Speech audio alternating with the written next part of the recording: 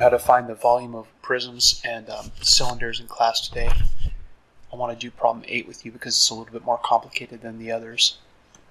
Problem 8 asks you to find the volume of the three-dimensional solid shown, and it is not drawn to scale. In fact, this drawing is really poor in many ways. If you look at this dimension that's supposed to be 3 inches and compare it to this that's also supposed to be 3 inches, this is clearly shorter than this line segment. So just keep in mind that it's not drawn to scale, but the dimensions that are given are the correct dimensions, and you'll solve it with no problem.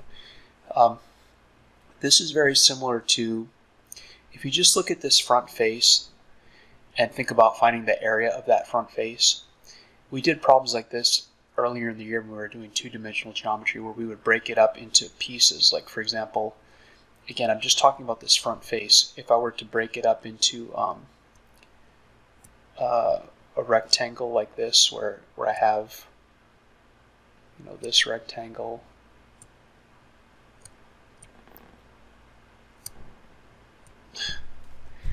sorry, I'm trying to make it perfect, but okay. Here's one rectangle. Here's another rectangle right here. And here's a third rectangle.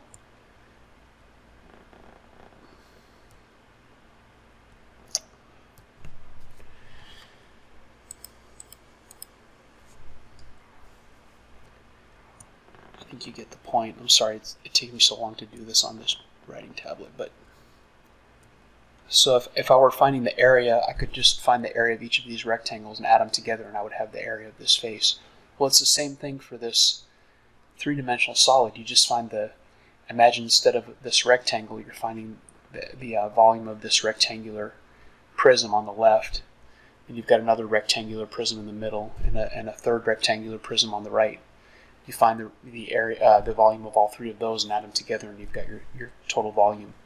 You could also use a subtraction method like we used in the past, where you could sort of visualize this whole rectangular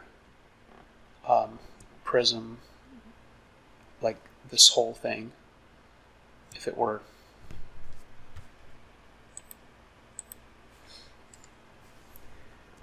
just solid.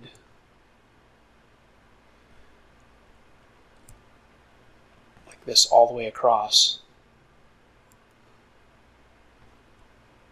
Find the volume of that rectangular prism. And then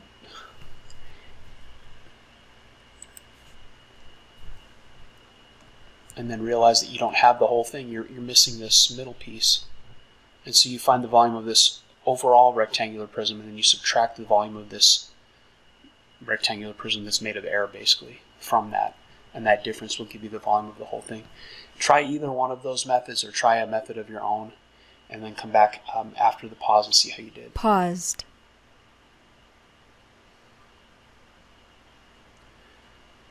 I like this subtraction method because I'm only going to need to find the volume of two pieces, the overall big rectangular prism, and then subtract this rectangular prism made of air.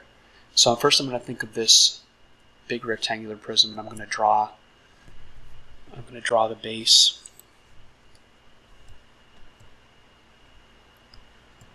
Sketch it.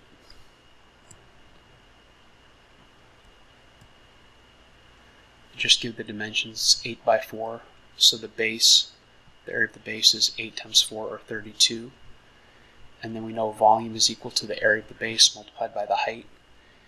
Well, the height, if this is my base, and this is my base up here, these are my parallel congruent bases.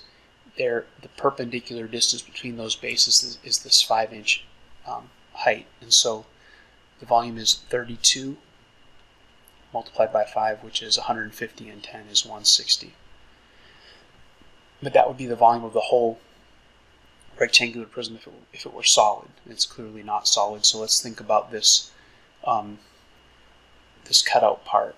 The cutout part has, I've drawn on this quite a bit. me see if I can.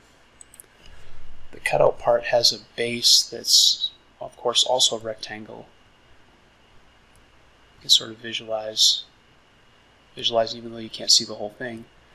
And it has dimensions. This dimension would also be 4. And this dimension, this is the tough part right here. And any method you use, you're going to have to figure out how far is it from here to here.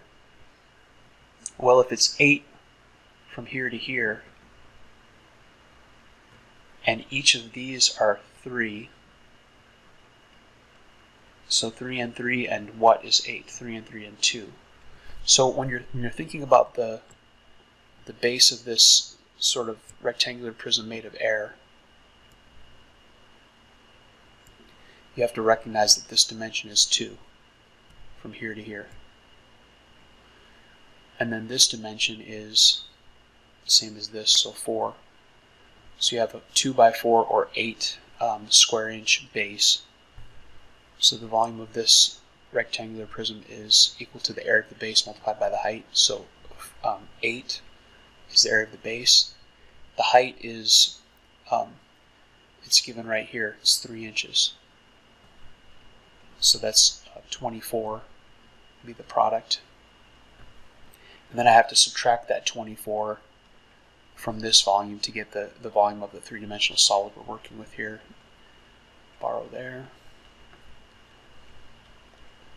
So 136 inches cubed.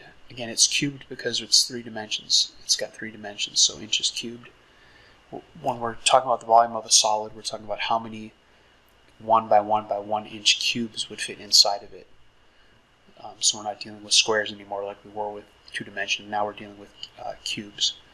And so any method you use should result in this volume, 136 inches cubed. If it didn't, go back and look at your dimensions. Make sure you're writing down the formula, substituting the values properly.